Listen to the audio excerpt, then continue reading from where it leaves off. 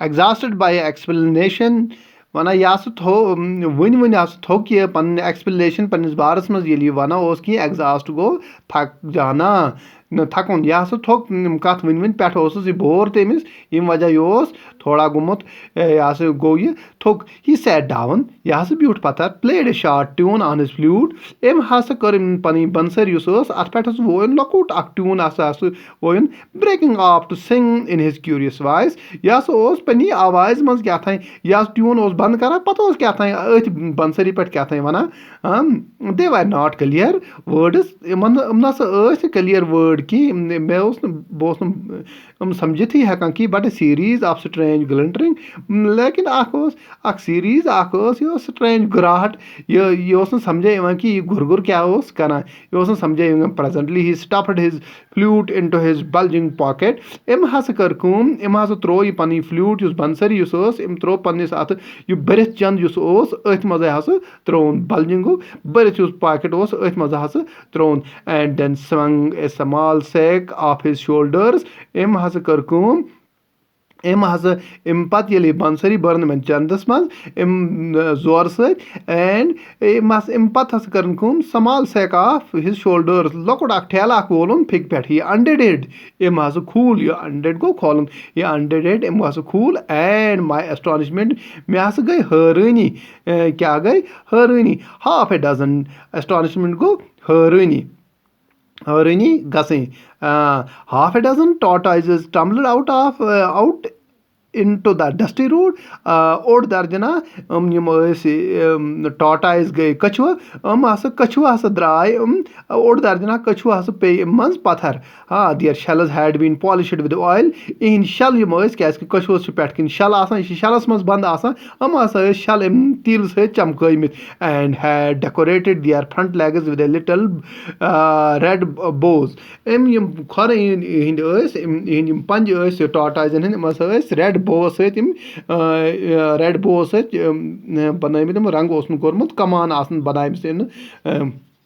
red side. Slowly the tortoises unpacked their heads and legs from the gleaming shells. Avar var has गई emo has tortoise has कोर unpack emo has कोर नेबर pack गो बंद करुन unpack गो यल करुन emo has कर कल has कर नेबर their heads पन कल and legs बेजंग from their gleaming shells emo चमका इसम shell emo इमज कर neighbour and particularly and set off down the road without enthusiasm पत हस लग वार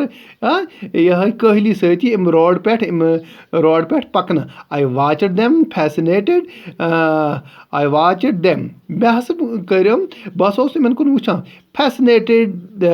the one that particularly took my fancy was small with a shell size of teacup एक हस कर एकस कुन हस एक हस कर पनी तवज्जा यह गई एकस कुन मबजूल हस गई मी तवज्जा यानी कि एक अख हस वुच मे यह लोग मे वारिया असल टुक माय फैंसी मे हस लोग असल was a small with A shall with a shell the size of a teacup यह शलस मज बंद मगर अकिस टी कपस यूत चाय कपस यूत it seemed स्प्राइटर यह मे बासान स्प्राइटर वन जिंदा दिलदारस मगर ये वनो ये हेको वन यह रसा क्विक पानस तेज पानस यह then others बकियो निश यह अलग बकियो निश its eyes were bright अच आस बड़ चमकान and walk was alert बे सुन पकुन बड़े यह जानदार I sat looking at it for a long time बस लोगस वारियस टाइम्स कुन वुचने I convinced मे हस कोर पन पान यह यकीन कोर मे आई कन्विंसड मुतमईन कर कन्विंसड वन मुतमईन कर इत्मीनान गसन आई कन्विंसड माई सेल्फ मे हस कोर पन्निस पानस पे इत्मीनान कि my self that the family would greet it's arrival eight the villa me family मिन गरिक हस कर इस्तकबाल अम सस अनस पे अगर बह यमन घर तम हस गसन जबरदस्त खुश विद इंथ्यूजियाजम बड़ जोश सत कर इस्तकबाल the the fact that I had no money on me did not worry me. मगर ब्याक अख कथ युस ٲस मे ब्याक कमजोरी युस मे ٲस मे निश ओस नु तम सातन पोंसे की बह ओसुस पोंसो रुस्तुई द्रामुत घर मगर अमिच तस मे परवाह कि I would simply tell the man to call at the villa for payment बह करा अमिस नफरस आराम सान यह मुतमैन अम वजह कि यह मीन घर तो तत हसा दिमे बह करे payment it never occurred to me that he might not trust me यह ना ब्यूट मे यह कत ना बीट मे जहां कि सह ना कर मे पे भरोसा कि ट्रस्ट गो भरोस कर पता वन the fact that I was English was sufficient अमिच यह फैक्ट अमिच निशानी यह कि बह अंग्रेज